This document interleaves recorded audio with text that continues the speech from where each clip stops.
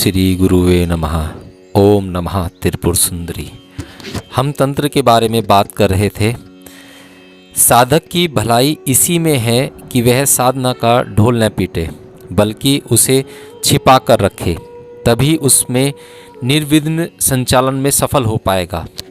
प्रसिद्धि का लोभ लाभ उसके लिए सदैव पतन उपस्थित करता है और भविष्य में करता रहेगा। तंत्र में दृढ़ निश्चय बहुत ज़्यादा आवश्यक है। किसी कार्य के प्रारंभ करने से पूर्व भली भांति सब कुछ समझ ले, सोच ले, फलाफल को ध्यान में रखें कि उसका क्या फल मिलेगा। देह को नष्ट करके भी कार्य को सिद्ध करने का साहस हो।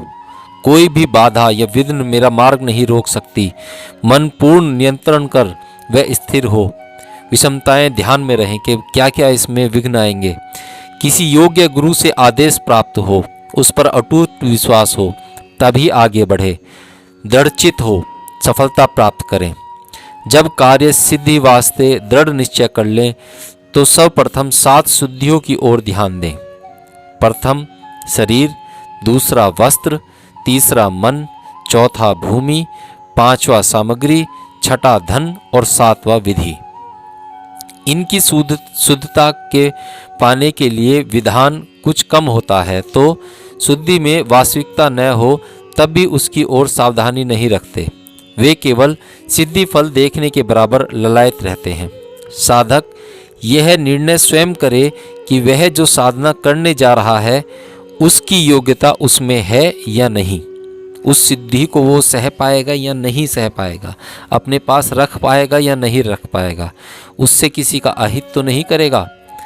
सर्वप्रथम अपनी योग्यता, बल, पात्रता, आध्यात्मिक शक्ति, धैर्य, दृढ़ता पर भली प्रकार विचार कर ले, तब प्रयास करे तथा प्रभु की कृपा से सिद्धि प्राप्त हो जाए तो उसका अनुचित प्रयोग नहीं करेगा। यह निर्णय भी वह स्वयं करे। देवता मंत्रों के अधीन होते हैं, अतः वे साधक की पूर्ण रूपेण सहायता करते हैं। पर कभी कभी साधक के पुण्यों की न्यूनता, यानी कि आपके पुण्य अगर बहुत ही कम है तो उसके कारण जो फल तत्काल प्राप्त होना चाहिए वह उस समय नहीं मिल पाता, या उसका परिणाम यह होता है कि साधक जो है वो निराश व हताश हो जाता है। धीरे धीरे उसके प्रयासों में स्थिरता आने लगती है।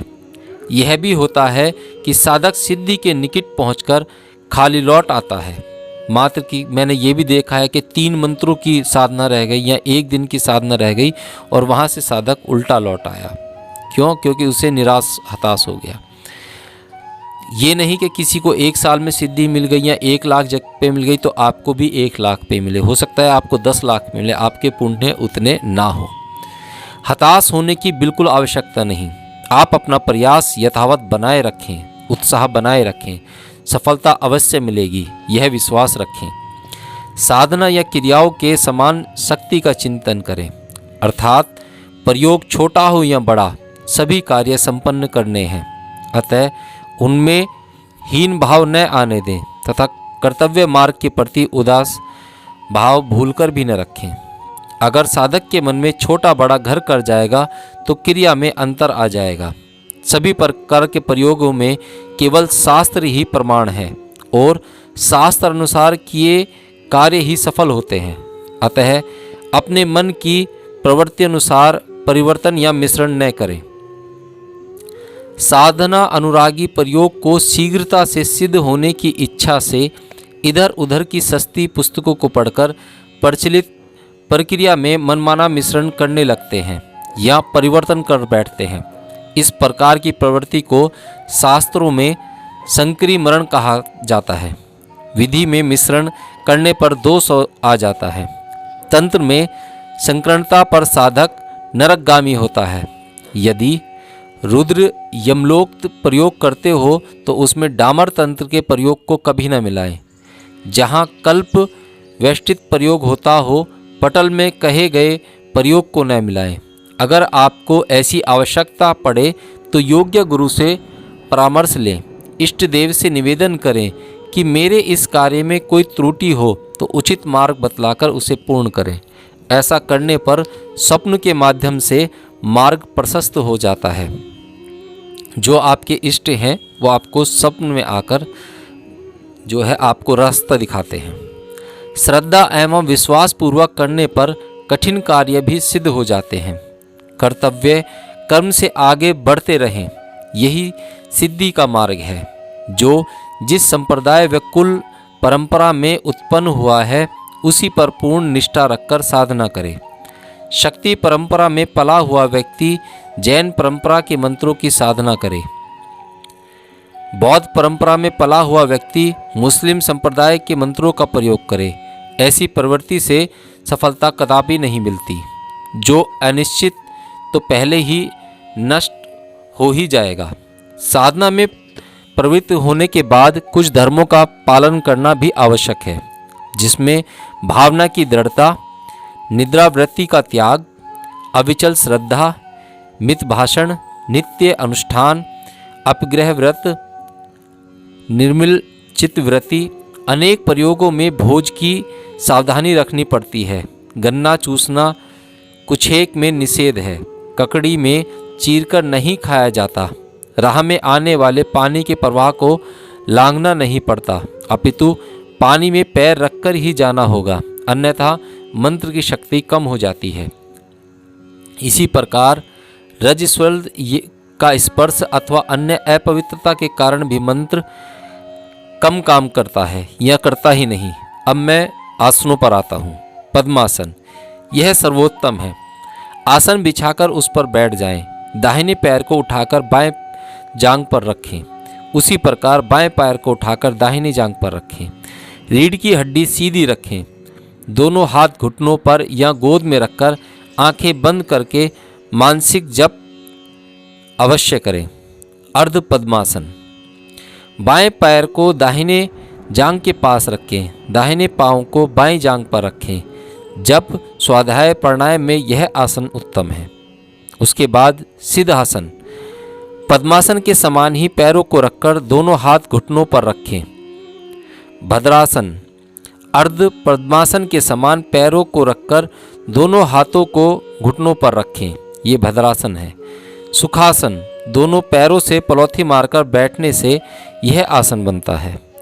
वीरासन, उग्र कार्य के लिए दोनों पैरों को घुटनों से मोड़कर कांटे के नीचे पीछे की ओर रखें तो उसे वीरासन कहते हैं। अब आपका गंध परिचय करवाते हैं। पूजा यंत्र आदि लेखन व तिलक के लिए गंध का प्रयोग होता है। श्वेत चंदन, लाल चंदन, केसर, कस्तूरी, गोपी चंदन, सिंदूर, काजल, गुलाल जैसे प्रसिद्ध वस्तुओं को गंध तैयार की जाती है, जिसमें लाल गंध देवी की उपासना, आकर्षण, वशीकरण आदि में उपयोग होती है। अष्टगंध का विधान भी तंत्रों में विविध प्रयोगों के आधार पर बताया गया है। देवी के अष्टगंध के बारे में कहा जाता है कि चंदन, अगर, हल्दी, कुमकुम, गोरोचन, शिलाजीत, जटामासी, बड़छड़ व देसी कपूर को एक एक अंश बढ़ाकर अष्टगंध बनाएं। गणपति, हनुमान, भैरव पूजा हेतु सिंदूर की प्रधानता से अष्टगंध तैयार करें।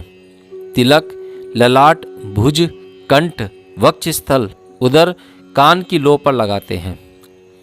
तिलक की तांत्रिकता भी यंत्रों में है। इसमें विशिष्ट आकारों की प्रधानता रहती है। देवी भक्त गोल बिंदी या त्रिशूल का आकार बनाएं। शिव भक्त त्रिपुंड और वैष्णव उधर पुरंड विशिष्ट वाले अपने अपने इष्ट देव की अशुद्ध की मुद्राओं व बीज मंत्रों के ओम हीम क्रीम श्रीम आदि को बनाकर मस्त्र पर धारण करना चाहिए। पुष्ट मार्ग संप्रदाय में कुमकुम व गोरोचन का तिलक करते हैं। आपत्ति के समय दीपदान करना चाहिए। इन प्रयोगों के लिए तिथि, नक्षत्र, योग, करण, राशि, सूर्य आदि ग्रह विचार अपेक्षित नहीं है। इस संबंध में विस्तार से पात्र निर्माण, वस्तुदान, आकार, घृत, तेलमान, वर्तिकामना आकार, भूमि, नाशनार्थ, अन्य देव पूजन व दीपदान की बातें हैं। कामना दृष्टि से कर्म का विधान है। मुख्य रूप से भैरव, हनुमान, शीतला, दुर्गा देवों की प्रसन्नार्थ किया जाता है। पौष मास में रविवार के दिन सूर्य के समक्ष दीपदान का महत्व है। कार्तिक मास में विष्णु की तृष्टि के वास्ते दीपदान होते हैं। सूर्य, चंद्र और अग्नि में तीनों तेजों में देव कर्म साक्षी हैं। दीपदान दो प्रकार के होते हैं, पूजा आरंभ से पूर्व और पूजा समाप्ति के उपरांत। तो मैं यहीं पर अपनी वाणी को विराम देता हूँ। मिलते हैं अगले अंक में।